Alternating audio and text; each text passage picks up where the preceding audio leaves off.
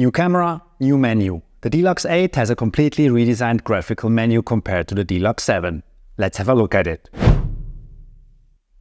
This D-Lux 8 is not mine. I got it as a loaner from Alexander Görlitz from Photo Görlitz. Alex owns a Leica boutique in Bünde, Germany. He's a fantastic guy. Check out his website after finishing this video. The link is in the description.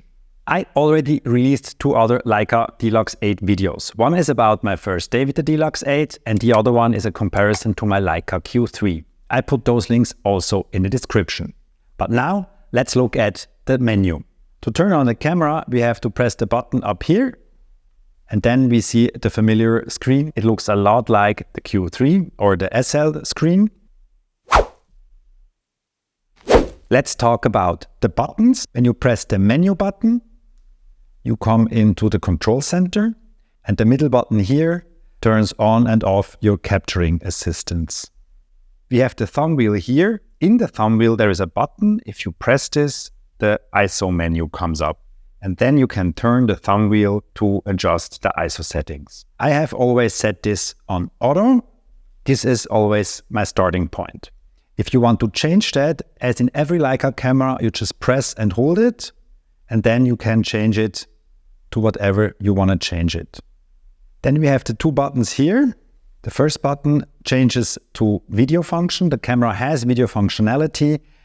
I did not go deep into the video functionality. I actually only did 1 shot on myself. This is a self-test with the video function of the D-Lux 8.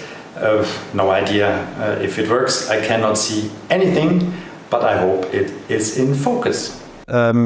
Yeah, you can decide yourself if you want to use the video functions. I would say it is a photo camera and not a video camera. If you are in desperate need of video at one point and you only have this camera, it works, but I would not consider it as a video camera. For the second button here, I need to take off the lens hood to show you. If I put my eye here in front of the viewfinder, the screen turns off. If I take it away, the screen turns on again. I can set this to the viewfinder only and to the LCD only, but I would recommend setting it on auto. If we press the menu button, we come into our control center. The control center looks basically the same like in the Q3. In the first row here, we have scene mode. I just have put it on PASM. I don't use the presets. I never tried them out. I have no idea what they're doing. I mostly like to shoot in aperture priority, which is possible. When you move the aperture ring away from A and set your aperture manually, it will change into aperture priority. Same is if I go back here and I put it into auto again and I turn here and change the shutter speed manually, it is in shutter priority mode. And of course, if I turn again the aperture ring and set the aperture manually, I am now in full manual mode. Then let's look at these 2 rows here. First, we have focus mode, the intelligent autofocus, single focus, continuous focus. I mostly shoot actually with single focus. I don't do the AIF so much, but I mean, with a point and shoot camera, it probably makes sense to work in that. Then we have the AF mode, the autofocus mode. I always go with field. I do that on all my cameras. You also would have zone focus, tracking, eye face detection. It is not a hybrid autofocus, it's only a contrast-based autofocus, but it works actually pretty good. Then we have the drive mode. I have it in single. You can do up to 2, up to 7, 11. Then you can do interval shooting and you can do exposure bracketing. Then here we have the Leica film settings, standard, vivid, and it's basically standard. Here you have the user profiles. I'm going to talk about them later. Then we have the light metering. I have it on multi-field. You can also have it on center weighted or spot weighted. You cannot set it to highlight weighted. That's one of the differences to the Leica Q or SL system. We have the white balance. I shoot always in the auto white balance because it actually doesn't matter, because I'm shooting DNGs and DNGs give me full control over the white balance in post-production. Here you can connect the d-luxt 8 to the Leica Photos app. And here, of course, you go into the main menu. Again, we have drive mode, which is on single. Let me show you the interval shooting.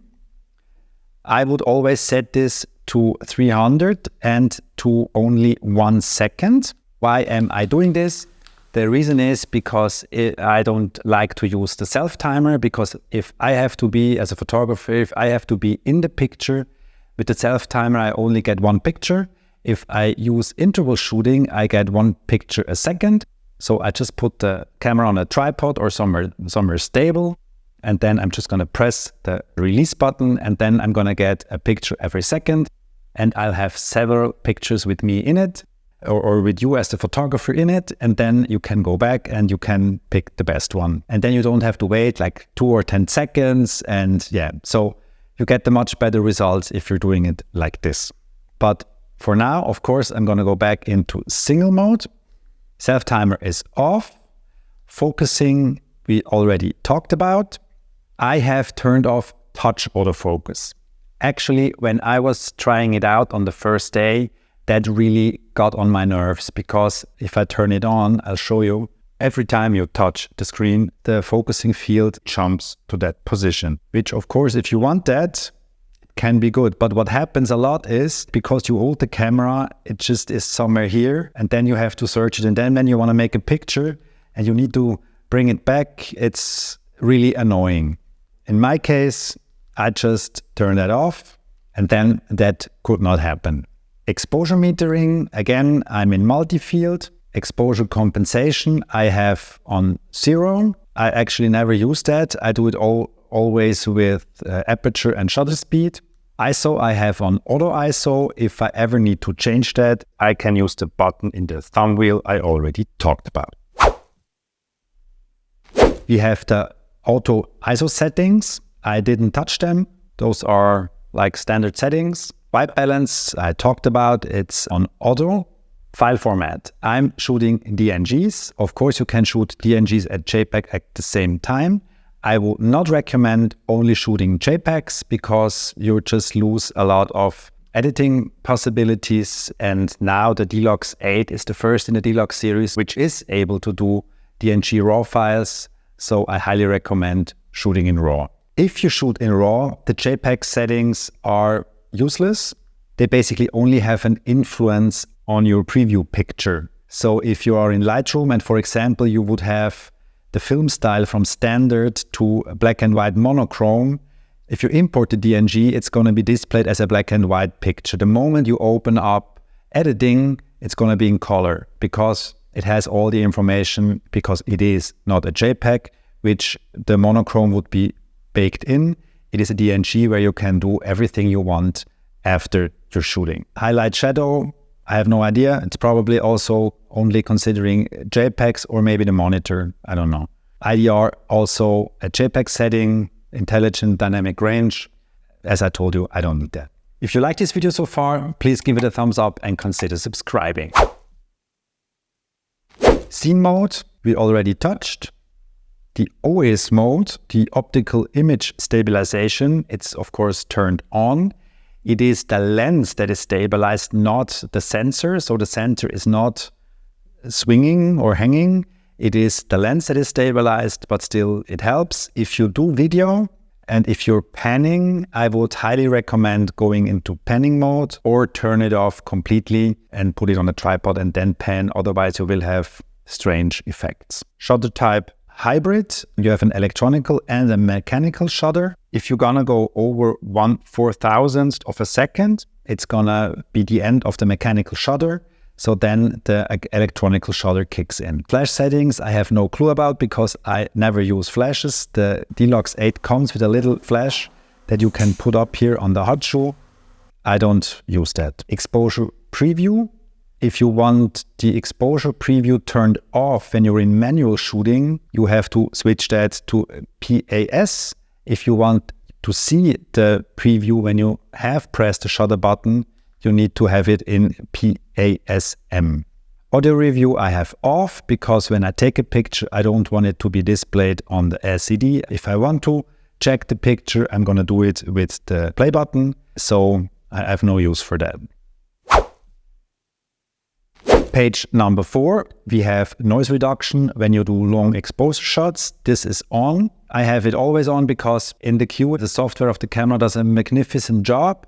So I would also turn it on here. Thumb wheel, you can choose of those 4 options. If you have it on auto, sometimes you can also scroll through the menu with the thumb wheel. If you have that on ISO, it only does ISO. So I keep it on auto. User profiles, you can save up to 3 user profiles in the d-luxt 8. In the Q or the SL or the M cameras, you can save up to 6 profiles. I'm a big fan of user profiles because it's always a good starting point. With this camera, because it's more a point and shoot, I probably would have set everything on auto anyway. So this would be my starting point. So I don't have a profile set up here. Capturing assistance, this is pretty cool. I like the level gauge because I tend to make unleveled pictures. The clipping information turned on helps me to decide if I'm okay with the auto exposure settings the camera makes or if I want to go and change it manually to avoid clipping. But in my testing, I was actually pretty surprised how much information you can recover from the highlights. Still, having clipping on is a good thing. Display settings I have not touched. Then the Leica Photos app. I have not set it up to the Leica Photos app because it's not my camera. I did 2 very in-depth videos about the Leica Photos app, and I think that everything I'm telling you in those 2 videos also applies to the d-luxt 8. So if you're interested in the d-luxt 8 and the Leica Photos app, you can check out those 2 videos. I'm also going to put a link in the description.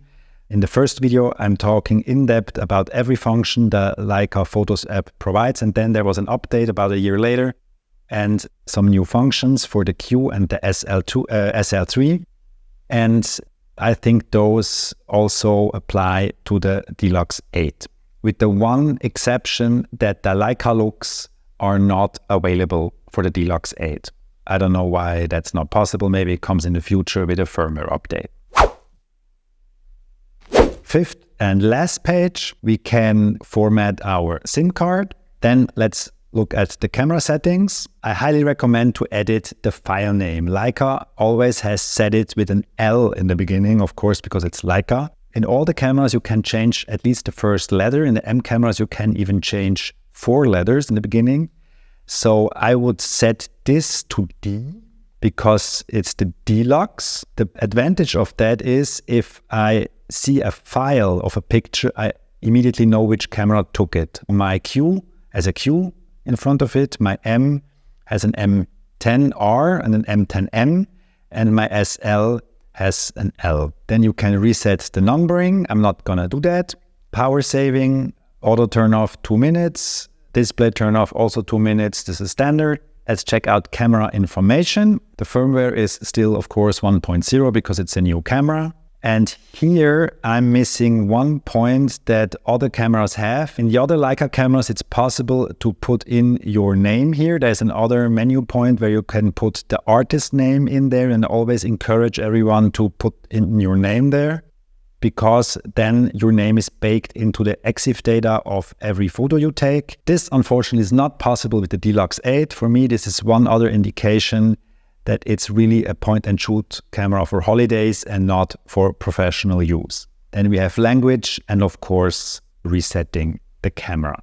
This is the d-luxt 8 menu. If you have any question, put them in the comments. I'll try to answer them to the best of my knowledge. Now, hit my logo to subscribe, and if you're interested in one of my other d-luxt videos, check them out here. See you there or in the next video. Until then, stay curious.